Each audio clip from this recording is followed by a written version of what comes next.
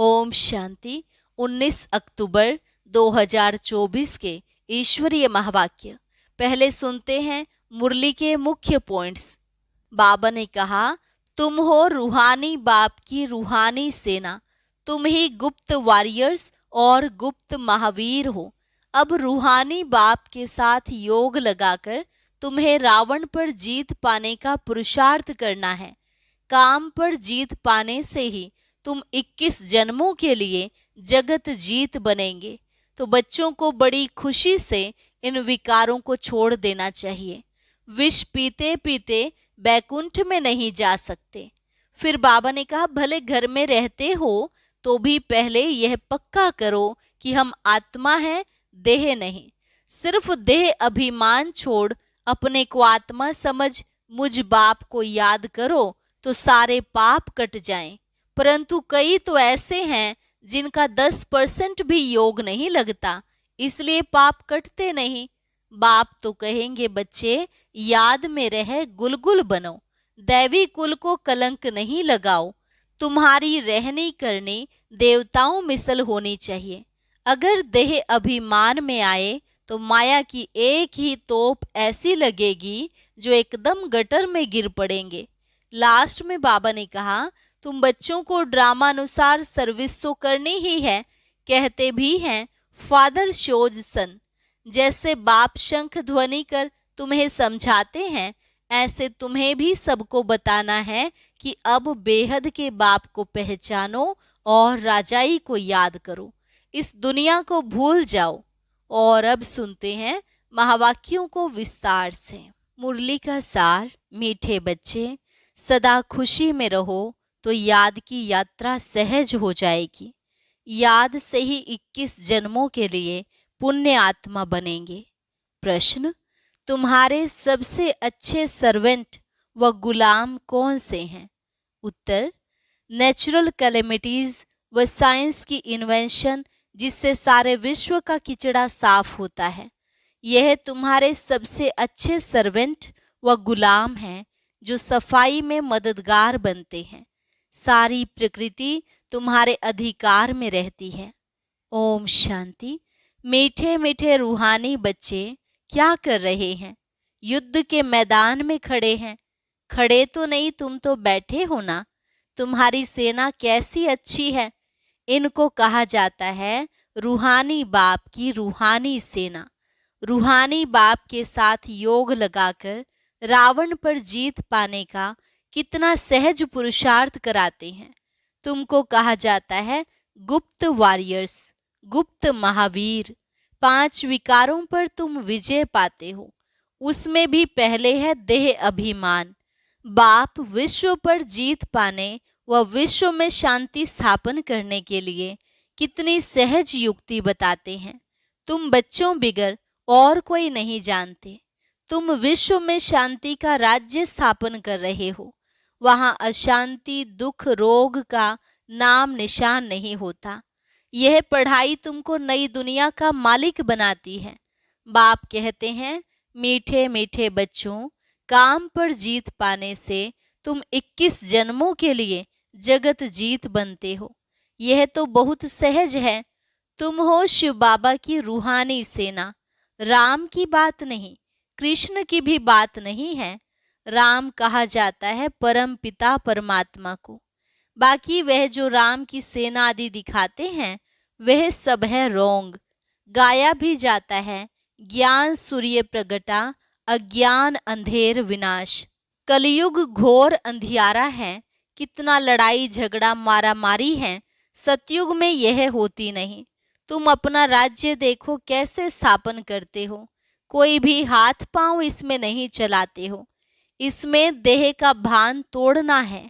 घर में रहते हो तो भी पहले यह याद करो, हम आत्मा हैं, देह नहीं। तुम आत्माएं ही 84 जन्म भोगती हो। अभी तुम्हारा यह अंतिम जन्म है। पुरानी दुनिया खत्म होनी है।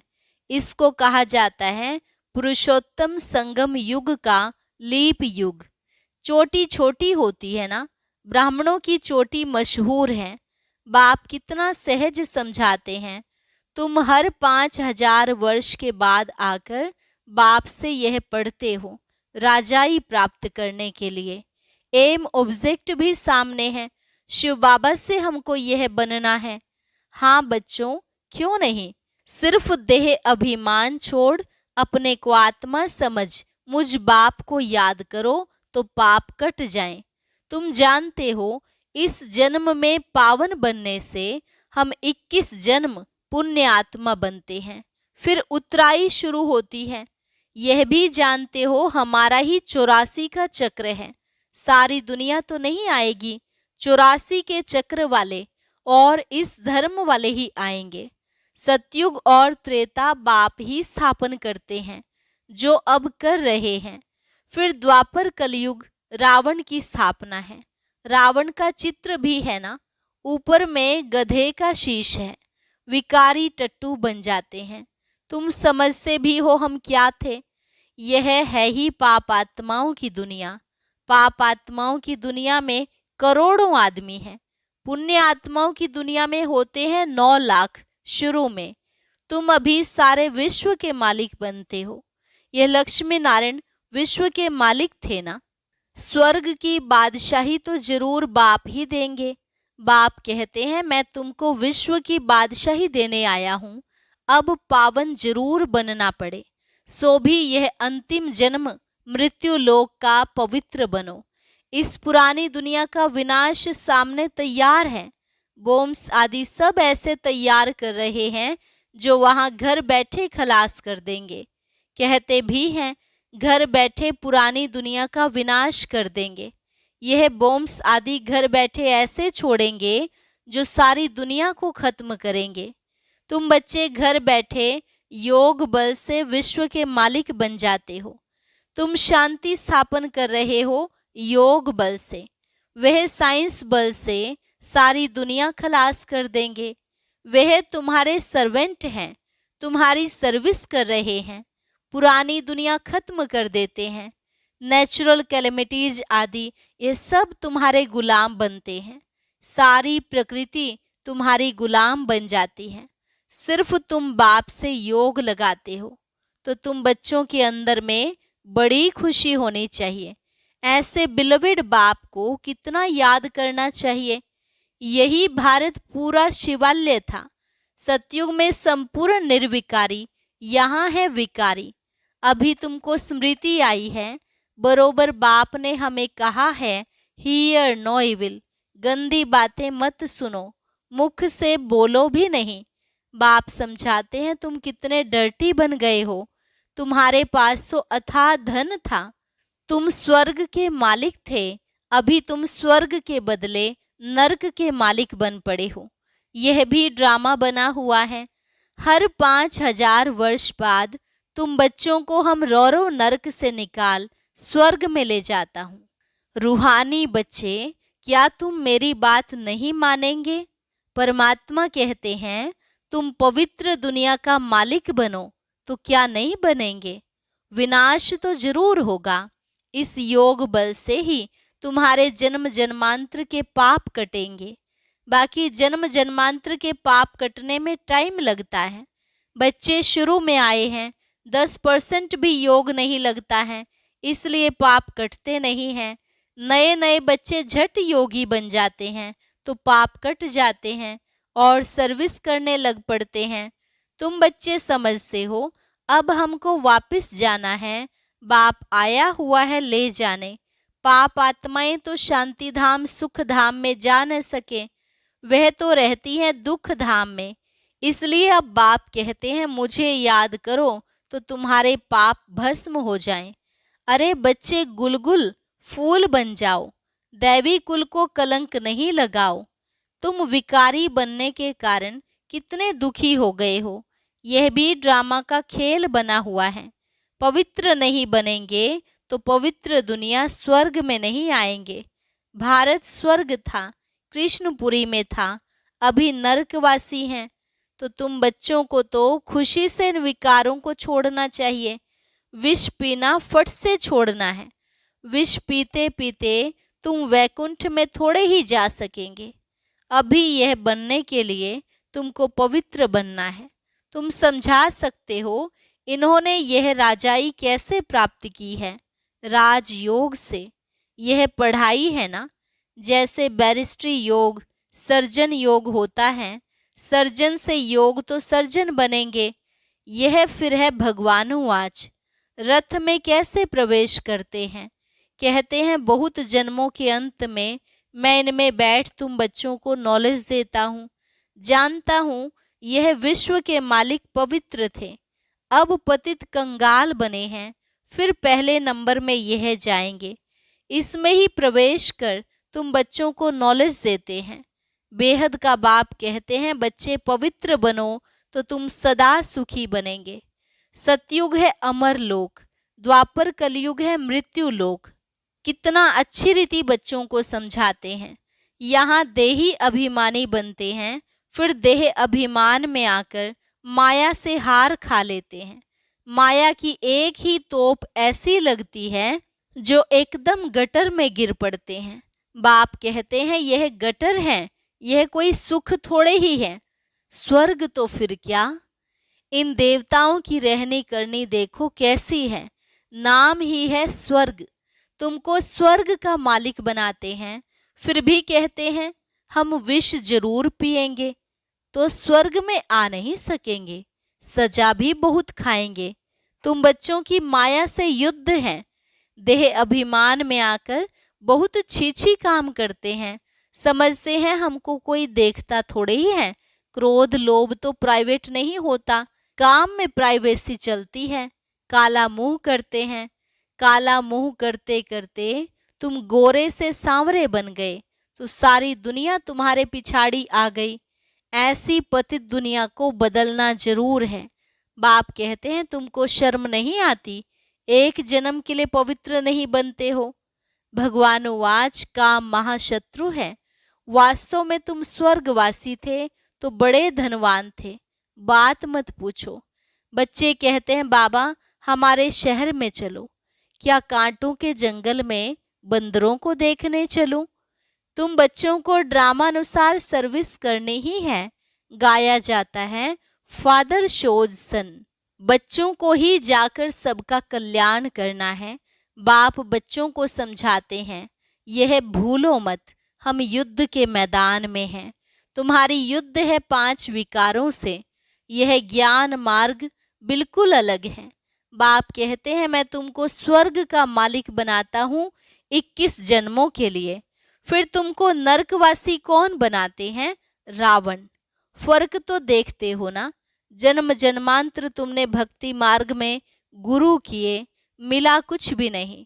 इनको कहा जाता है सत्य गुरु। सिख लोग कहते हैं ना सत्य गुरु अकाल मूर्त।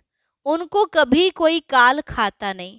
वह सत्य गुरु तो कालों का काल है।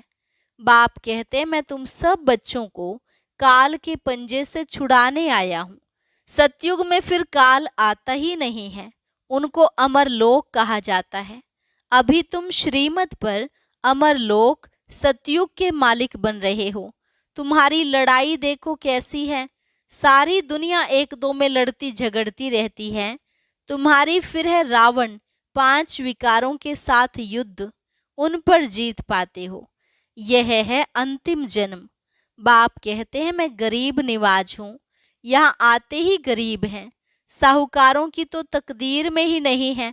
धन के नशे में ही मगरूर रहते हैं। यह सब खत्म हो जाने वाला है। बाकी थोड़ा समय है। ड्रामा का प्लान है ना। यह इतने बॉम्ब शादी बनाए हैं, वह काम में जरूर लाने हैं। पहले तो लड़ाई बाणों से, तलवारों से, बंदूकों आदि से चलती थी। अभी तो बॉम्ब्स ऐसी चीज निकली हैं जो घर बैठे ही खलास कर देंगे। यह चीजें कोई रखने के लिए थोड़े ही बनाई हैं। कहाँ तक रखेंगे? बाप आए हैं तो विनाश भी जरूर होना है। ड्रामा का चक्र फिरता रहता है। तुम्हारी राजाई जरूर स्थापन होनी है। यह लक्ष्मी नारायण कभी लड़ाई नहीं करते हैं।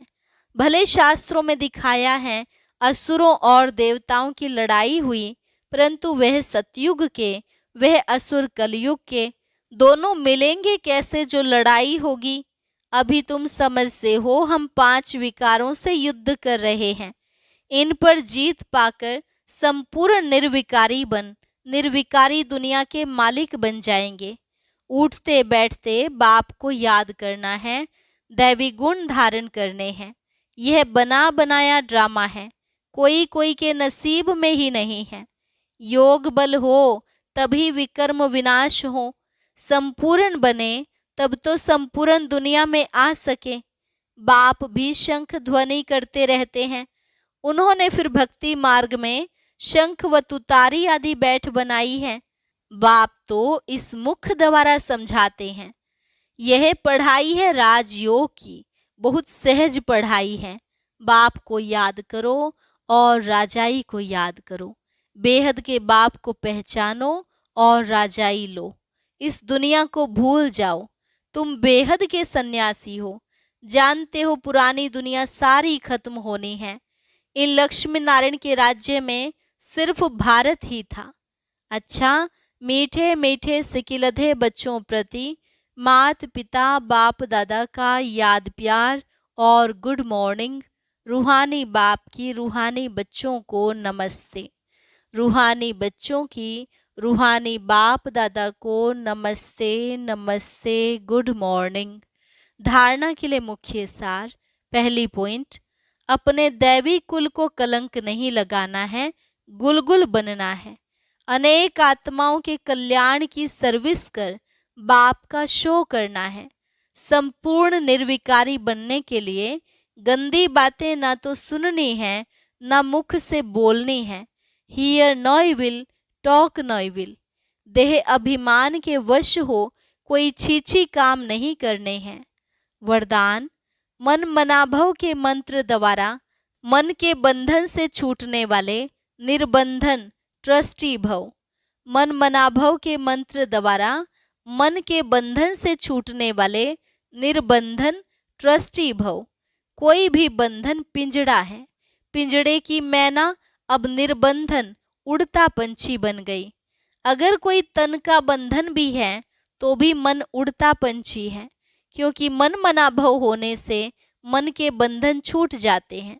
प्रवृत्ति को संभालने का भी बंधन नहीं। ट्रस्टी होकर संभालने वाले सदा निर्बंधन रहते हैं। गृहस्थी माना बोझ, बोझ वाला कभी उड़ नहीं सकता, लेकिन ट्रस्टी है तो निर्बंधन है और उड़ती कला से सेकंड में स्वीट होम पहुंच सकते हैं। स्लोगन, उदासी को अपनी दासी बना दो, उसे चेहरे पर आने ना दो। ओम शांति। आज हम उस अव्यक्त मुरली की कुछ मुख्य पॉइंट सुनेंगे जो कल मधुबन में बाप दादा मिलन पर सुनाई गई। इसलिए कोई भी भाई बहन मिस ना करे। इसे सुनने के लिए ऊपर दिए गए बॉक्स पर क्लिक करें।